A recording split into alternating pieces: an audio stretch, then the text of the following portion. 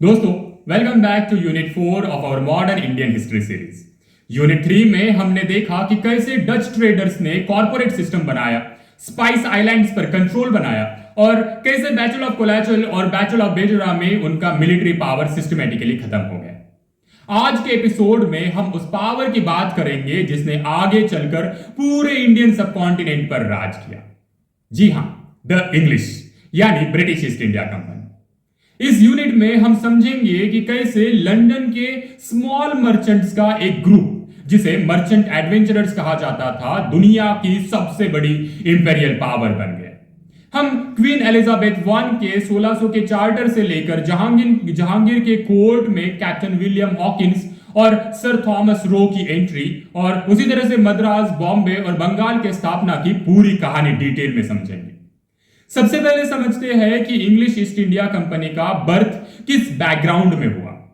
1588 में जब English navy ने स्पैनिश आर्मेडा को समंदर में हराया तो इंग्लैंड एक मेजर नेवल पावर बनकर उभरा। इस विक्टोरी ने इंग्लिश मर्चेंट्स को कॉन्फिडेंस दिया कि वो अब स्पैनिश और पोर्तुगीज मोनोपोली को चैलेंज कर सकते हैं।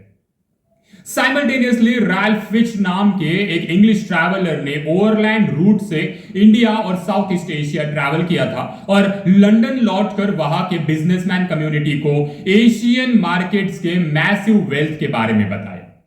सितंबर 1599 में लंदन के प्रोमिनेंट मर्चेंट्स ने लॉर्ड मेयर की चेयरमैनशिप में मीटिंग की और एक ट्रेडिंग कंपनी फॉर्म करने का डिसीजन लिया। इस ग्रुप को मर्चेंट एडवेंचरर्स कहा जाता था। 31 दिसंबर 1600 को क्वीन एलिजाबेथ वन ने एक हिस्टोरिकल रॉयल चार्टर इशू किया। इस चार्टर ने governor and company of merchants of London trading into the east Indies को 15 साल के लिए केप ऑफ गुड होप के ईस्ट में ट्रेड करने की एब्सोल्यूट मोनोपोली दे दी। इस चार्टर का मतलब यह था कि कोई भी दूसरा इंग्लिश सब्जेक्ट इस रीजन में ट्रेड नहीं कर सकता था विदाउट द कंपनीज परमिशन। शुरुआत में ये एक रेगुलेटेड कंपनी थी जहां हर इंडिविजुअल वोयाक के लिए अलग से इन्वेस्टर्स मनी रेस करते थे और प्रॉफिट डिवाइड कर लेते थे। लेकिन 1612 के बाद इसे एक कंटिन्यूअस जॉइंट स्टॉक कंपनी में कन्वर्ट कर दिया गया। अर्ली वोयाक्स में इंग्लिश कंपनी का प्राइमरी टारगेट इंडिया नहीं बल्कि स्पाइस आइलैंड्स यानी इंडोनेशिया था। उन्होंने 1601 में फर्स्ट वोयाक सेंड किया under the captainship of James Lancaster. लेकिन जब उन्हें रियलाइज हुआ कि इंडियन टेक्सटाइल के बिना स्पाइस मार्केट में ट्रेड करना इम्पॉसिबल है, तब उन्होंने इंडिया की तरफ ध्यान दिया। 1608 में इंग्लिश शिप हेक्टर सूरत के कोस्ट पर पहुंची। इस शिप के कैप्टन थे William Hawkins. Hawkins king James one के लेटर लेकर मुगल एम्पायर जहांगीर के कोर्ट में आगरा पहुंचे। हॉकिंस एक स्मार्ट डिप्लोमेट थे। उन्हें टर्किश और पर्शियन लैंग्वेज फ्लुएंटली बोलनी आती थी। उन्होंने जहांगीर से डायरेक्ट टर्किश में बात की, जिससे जहांगीर इतने इंप्रेस हुए कि उन्होंने हॉकिंस को मुगल कोर्ट में 400 का मनसब, एक रेसिडेंट नोबल स्टेटस और इंग्लिश खान का टाइटल दिया। हॉकिंस लगभग 3 साल तक आगरा कोर्ट में रहे और सूरत में फैक्ट्री ओपन करने की परमिशन मांगते रहे। लेकिन सूरत के लोकल पोर्तुगीज जेस्यूट्स और ट्रेडर्स ने मुगल पर हेवी डिप्लोमेटिक प्रेशर बनाया। उन्होंने धमकी दी कि अगर मुगल्स ने इंग्लिश को परमिशन दी तो पोर्तुगीज नेवी सूरत पोर्ट से आने जाने वाले मुगल पिलग्रिम शिप्स को स्टॉप कर देगी। इस धमकी के वजह से जहांगीर ने इंग्लिश को परमानेंट फैक्ट्री खोलने की परमिशन देने से रिफ्यूज कर दिया और 1611 में हॉकिंस को खाली हाथ कोर्ट छोड़ना पड़ा। लेकिन इंग्लिश ने हार नहीं मानी। उन्हें समझ आ गया था कि जब तक वो समंदर पर पोर्तुगीज पावर को डिफीट नहीं करेंगे, मुगल्स उन्हें रिस्पेक्ट नहीं देंगे। फिर आया साल 1612, द बैटल ऑफ स्वैली हॉल। सूरत के पास स्वैली नाम की जगह पर कैप्टन थॉमस बेस्ट के अंडर 2 इंग्लिश शिप्स ने पोर्तुगीज फ्लीट को समंदर में डिसिसिव नेवल एंगेजमेंट में पूरी तरह हराया। इस बैटल ने पोर्तुगीज नेवल इनविंसिबिलिटी के मेथ को पूरी तरह से तोड़ दिया। जब मुगल एम्पायर जहांगीर और गुजरात के गवर्नर ने देखा कि इंग्लिश नेवी ने पोर्तुगीज फ्लीट को खड़े खड़े हरा दिया तो वो उनके नेवल स्ट्रेंथ से डीपली इंप्रेस हुए। 1613 में जहांगीर ने एक इंपेरियल फरमान इशू किया जिससे ब्रिटिशर्स को सूरत में अपनी पहली परमानेंट फैक्ट्री खोलने की लीगल परमिशन मिल गई। इस तरह सूरत इंग्लिश कंपनी का वेस्टर्न इंडिया में पहला मेजर बेस बना। लेकिन इंग्लिश कंपनी सिर्फ सूरत तक लिमिटेड नहीं रहना चाहती थी। उन्हें पूरे मुगल एम्पायर में बिना लोकल गवर्नर्स के हरासमेंट के फ्री ट्रेड राइट्स और लोअर कस्टम्स ड्यूटी चाहिए थी। इसके लिए 1615 में किंग जेम्स वन ने सर थॉमस रो को अपना ऑफिशियल एम्बेसडर बनाकर जहांगीर के कोर्ट में भेजा। सर थॉमस रो एक हाईली एजुकेटेड कॉर्टियर और सीजन्ड डिप्लोमेट थे। वो 1615 से 1619 तक लगभग 4 साल जहांगीर के कोर्ट में रहे। उन्होंने मुगल कोर्ट के रिफाइंड कल्चर को ऑब्जर्व किया। प्रिंस खुर्रम, जो बाद में शाहजहां बने, उनके साथ नेगोशिएशंस किए और जहांगीर को expensive European glass work, maps और रेड वाइन गिफ्ट में दी। थॉमस रो की डिप्लोमेसी हॉकिंस से डिफरेंट थी। उन्होंने कोर्ट ड्रामा में पढ़ने के बजाय प्योरली कमर्शियल ट्रीटीज पर फोकस किया। रॉ ने कंपनियों को एक famous advice the, if you will profit seek it at sea and invite trade, for without controversy it is an error to affect garrisons and land wars in India। Thomas Roe के diplomatic successes की वजह से जहांगीर ने royal फरमान्स issue किए, जिससे company को आगरा, अहमदाबाद और भारूच में फैक्ट्री सेटअप करने की परमिशन मिली और पूरे मुगल एम्पायर में प्रोटेक्शन के साथ ट्रेड करने का राइट मिला। अब बात करते हैं साउथ इंडिया की, जहां इंग्लिश कंपनी ने अपना सेकंड मेजर फुट होल्ड बनाया।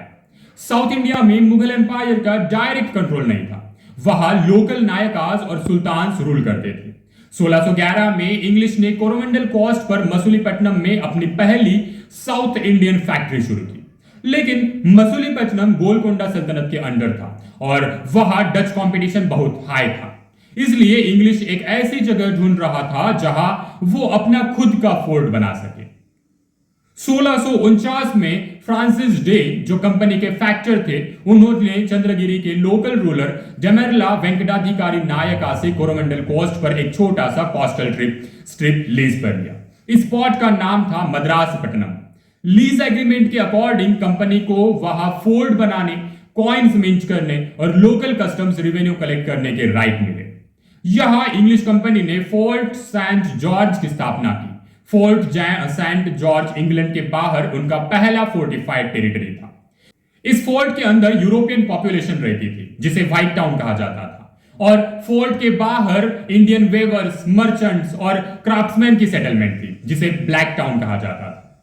फोर्ट सेंट जॉर्ज आगे चलकर मद्रास प्रेसिडेंसी का सीट बना और कोरोमंडल कोस्ट पर ब्रिटिश पावर का एपिसेंटर बन गया।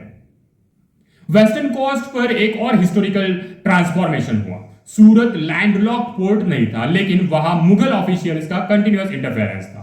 इंग्लिश एक ऐसी जगह चाहते थे जो आइलैंड हो और जिसे नेवी से डिफेंड किया जा सके। 1661 में यूरोपियन डिप्लोमेसी में एक स्ट्रेटेजिक अलायंस हुआ। King Charles II of England ने Portuguese princess Catherine of Braganza से मैरिज किया। मैरिज ट्रीटी के पार्ट के रूप में पोर्तुगीज क्राउन ने रॉयल डाउरी के तौर पर बॉम्बे आइलैंड यानी मुंबई इंग्लिश क्राउन को गिफ्ट कर दिया। 1668 में किंग चार्ल्स II ने स्ट्रेटेजिक बॉम्बे आइलैंड को ईस्ट इंडिया कंपनी को सिर्फ 10 पाउंड्स पर ईयर के नॉमिनल रेंट पर ट्रांसफर कर दिया। कंपनी ने गेरॉज ऑन्गियर को बॉम्बे का गवर्नर अपॉइंट किया। ऑन्गियर को the real founder of Bombay कहा जाता है। उन्होंने बॉम्बे पोर्ट को डेवलप किया, डॉक्स बनाए, पॉपुलेशन को सेटल करने के लिए रिलीजियस फ्रीडम दी और मिंट इस्टेब्लिश। 1687 में कंपनी ने अपना वेस्टर्न हेडक्वार्टर सूरत से परमानेंटली शिफ्ट करके बॉम्बे को बनाया, क्योंकि बॉम्बे एक फोर्टिफाइड आइलैंड था जहां मुगल आर्मी डायरेक्ट अटैक नहीं कर सकती थी। अब आते हैं सबसे वेल्थी और स्ट्रेटेजिक रीजन पर, बंगाल। बंगाल को 17th सेंचुरी में the paradise of the earth कहा जाता था, क्योंकि वहां से सिल्क, कॉटन और राइस का मैसिव एक्सपोर्ट होता था। 1651 में शाह शुजा, जो बंगाल के मुगल गवर्नर थे, उन्होंने एक फरमान इशू किया जिससे इंग्लिश कंपनी को 3000 रुपए फिक्स्ड एनुअल पेमेंट के बदले बंगाल में ड्यूटी फ्री ट्रेड करने की परमिशन मिल गई। कंपनी ने हुगली, कासिम बाजार और पटना में फैक्ट्रीज ओपन की, लेकिन 1680 के दशक में कंपनी के गवर्नर सर जोसिया चाइल्ड ने एम्बिशियस पॉलिसी अपनाई और मुगल अथॉरिटीज से कॉन्फ्लिक्ट स्टार्ट कर दिया। 1686 में इंग्लिश शिप्स ने हुगली पोर्ट पर अटैक किया, जिससे मुगल एम्परर औरंगजेब फ्यूरियस हो गए। औरंगजेब ने इंपीरियल आर्मी को ऑर्डर दिया कि ब्रिटिशर्स को बंगाल से एक्सपल्स किया जाए और उनके सूरत और मसूलीपट्टनम फैक्ट्रीज को सीज कर लिया जाए। कंपनी को अपनी मिस्टेक रियलाइज हुई। उन्होंने औरंगजेब से अनकंडीशनल अपॉलॉजी मांगी और हेवी कंपनसेशन पे किया। औरंगजेब ने 1690 में उन्हें दोबारा ट्रेड करने की परमिशन दी। 1690 में जॉब चार्नॉक नाम के कंपनी एजेंट ने बंगाल में सुल्तानती विलेज पर लैंडिंग की और एक परमानेंट सेटलमेंट की शुरुआत की। 1698 में कंपनी ने लोकल जमींदार से 3 एडजॉइनिंग विलेजेस सुल्तानती, गोविंदपुर और कैलिकटा की जमींदारी राइट्स 1200 रुपए में खरीद ली। इन्हीं 3 विलेजेस को मर्ज करके जॉब चार्नॉक ने कोलकाता सिटी की फाउंडेशन रखी।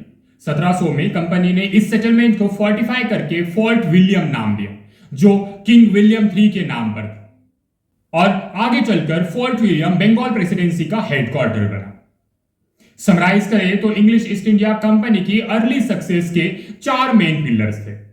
फर्स्ट, रॉयल चार्टर्स और legal monopoly from British crown. Second, patient and pragmatic diplomacy in the Mughal court by Hawkins and Sir Thomas Roe. Third, strategic acquisition of key fortified coastal hubs. Madras in 1639, Bombay in 1668 and Calcutta in 1690. Fourth, superior naval capability that neutralized Portuguese and local threats. Next episode, Unit 5 में हम देखेंगे The French, the last European entrants, जहां Carnatic Wars, Anglo French rivalry और governor duplex की ambition की पूरी कहानी समझेंगे। चैनल को सब्सक्राइब करें, बेल आइकॉन दबाएं और मिलते हैं अगले यूनिट में। जय हिंद।